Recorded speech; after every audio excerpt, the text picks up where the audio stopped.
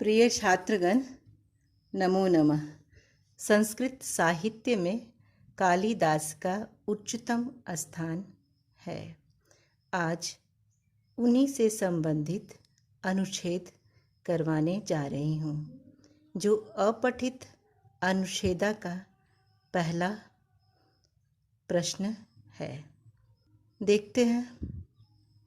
संस्कृत साहित्ये सुप्रसिद्धेषु कविषु कालिदासः श्रेष्ठः अस्ति। संस्कृत साहित्य में सुप्रसिद्ध कवियों में कालिदास श्रेष्ठ हैं। पाश्चात्य जना कालिदासं भारतस्य शेक्सपियर इति कथयन्ति।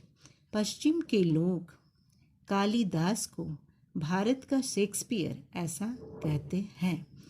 परंतु सत्यम तु इदम अस्ति यत्, परंतु सच्चाई तो यह है कि विश्व साहित्ये कालिदासः अद्वितीय अस्ति।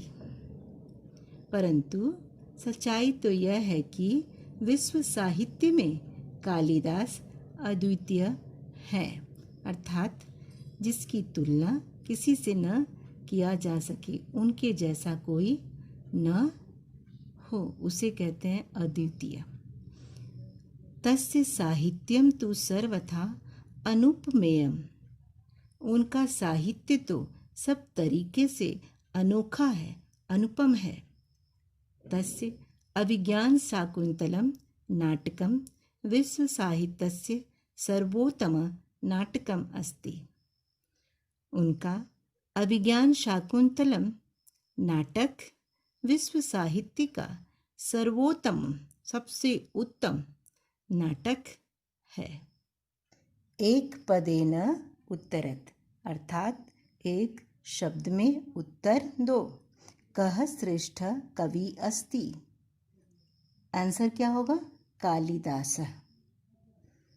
दूसरा देखते हैं कि कालिदासं भारतस्य शेक्सपियर इति कथयन्ति। कौन कालिदास को भारत का शेक्सपियर ऐसा कहते हैं? हमारा उत्तर क्या है? पाश्चात्य जना। अगला प्रश्न देखते हैं।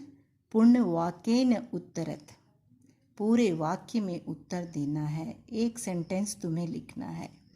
इसके लिखने का तरीका यही है कि प्रश्नवाचक शब्द के स्थान पर हम अपना उत्तर फिट करें, अब बाकी शब्दों को वैसे ही रहने दें, उतारें।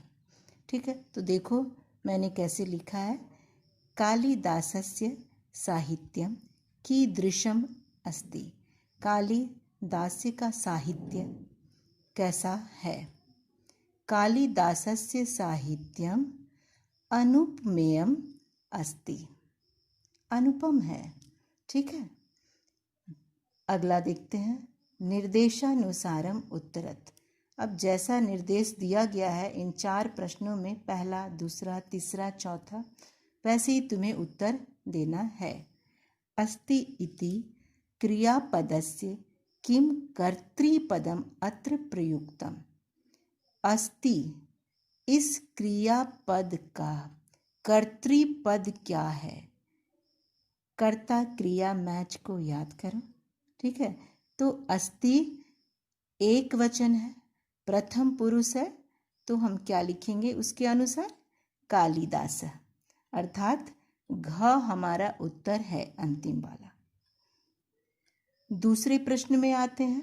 अश्रेष्ठ अस्य किम विलोम पदम अत्र प्रयुक्तम।